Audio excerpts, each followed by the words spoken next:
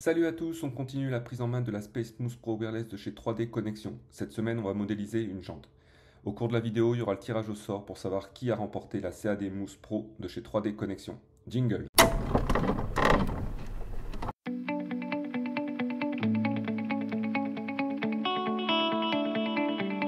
Notre projet du jour, ce qu'on va faire, c'est qu'on va essayer de créer une jante. Et on va voir dans cette modélisation l'utilisation de la Space Mousse 3D de chez 3D Connexion, pardon. On va aussi voir comment coter votre projet, y appliquer quelques contraintes et le réseau surtout circulaire. Donc dans un premier temps, je crée une esquisse sur ce plan et je viens faire la forme approximative de ma jante. Donc je zoome un petit peu en tirant vers moi, donc comme ceci. Et là, je dessine ma jante. Alors je fais quelque chose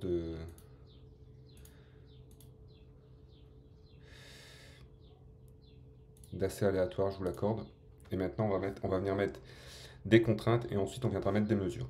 Donc une fois que j'ai plus besoin de l'outil ligne, la touche échappe, on va utiliser l'outil parallélité, de contrainte de parallèle, donc entre ça, et entre ça et ça. Ok. Et pareil entre les deux ici. Ensuite, on va mettre une contrainte d'égalité entre celle-ci et celle-ci, entre celle-ci et celle-ci. Ok. Ensuite, on va venir coter, c'est-à-dire que lui, je vais dire qu'il faut qu'il fasse 8. Donc automatiquement, ça vient impliquer ici le changement. Celui-ci, je veux qu'il fasse 15, comme ceci. Et celui-ci, je voudrais qu'il fasse, on va dire, 7,5. Comme ceci. Vous avez coté, vous avez mis des contraintes. Maintenant, je vais utiliser un outil qui va me permettre de modéliser ma jante très rapidement. Donc je vais créer un axe. Donc ici, je me mets en axe ici en type de ligne. Pardon, la touche échappe parce que je fais n'importe quoi. La touche 3 me permettra de... 4 me permettra de supprimer ceci. Je viens ici, je me mets en ligne de construction. Donc je trace une ligne comme ceci. Ensuite, je termine mon esquisse, et je vais créer une révolution de cette forme ici autour de mon axe ici. On est sur un angle de 360 degrés. Je crée. Je vais faire pivoter ma forme. Comme ceci. Et je vais créer une nouvelle esquisse sur ce bord ici. Donc, je crée une nouvelle esquisse ici. Je fais un cercle. Peu importe la taille. Ensuite, avec l'outil cotation ici, je viens coter mon cercle. Là, je suis sur un diamètre de 35. Moi, je vais partir sur un diamètre de 30. Ce sera même moins que ça. Donc là, je double-clique 20. Comme ceci. Ensuite, je vais créer un cercle ici pour ma fixation de jante. Je veux faire mes 4. J'en ai fait un. Je voudrais en faire 4. Donc je sélectionne, je fais créer réseau circulaire. Mon point de centre, il est ici. Et j'augmente le nombre ici à 4.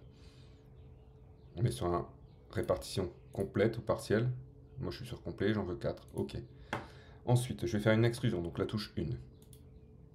Donc je me départe ici, et là, je vais faire... Hop, et je viens ici. Donc là, on voit que je dépasse. Donc ça doit être... moins 47.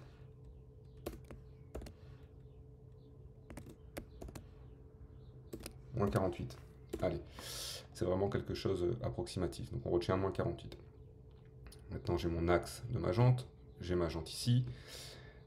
Il ne me reste plus qu'à faire les branches ici. Donc ça ne va pas être les jantes les plus jolies que vous allez voir, mais ça vous permettra de voir les outils que je vous ai montrés. Donc je vous ai montré les contraintes, je vous ai montré comment mettre des dimensions sur vos esquisses, et je vous ai montré le réseau circulaire pour les 4 perçages ici. Donc maintenant on va faire la même chose pour les branches de la jante.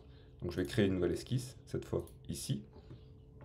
On va essayer de faire quelque chose de plus joli. On va partir avec un outil comme ceci.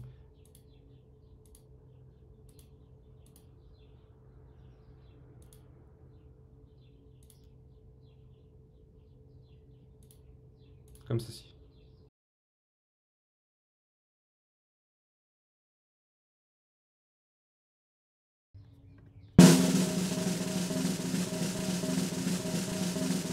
Félicitations Yoashia, tu as gagné la CAD Mousse Pro de chez 3D Connexion. Je t'invite à prendre contact avec moi pour l'envoi de cette dernière. Allez, on reprend la modélisation. La touche échappe pour sortir. Créer réseau circulaire. De ça, autour de mon axe ici. On va pas en mettre trop, on va juste en mettre 5 pour quelque chose d'asymétrique. Les touches 1 pour l'extrusion. La touche 1 pour mon extrusion, comme ceci. Sur moins 48. Ici, on est sur joindre pour mettre de la matière et la touche OK. Donc là, on vient de créer une jante. Je vous l'accorde, elle n'est pas très très jolie, mais on a créé une jante. Donc là, toujours avec l'aspect smooth, on peut voir qu'on peut pivoter tout autour. On voit qu'il y a un tout petit décalage ici de mon objet. Je vais dézoomer, je vais zoomer en même temps pour vous montrer. Voilà. Donc, l'aspect smooth, je vous avoue que je l'utilise depuis maintenant 2 grosses semaines. Et elle est vraiment très appréciable parce que sur le Mac, avant, je travaillais sans souris. Et pour zoomer, dézoomer, c'était toujours compliqué pour moi parce que j'avais des vues qui sortaient de nulle part, ça partait très très loin. Et là, je me rends compte qu'avec l'aspect smooth, c'est très très utile. Donc là, je suis sur une vue de côté, je suis sur une vue de face, une vue de côté encore. Et là, maintenant, je peux tourner autour.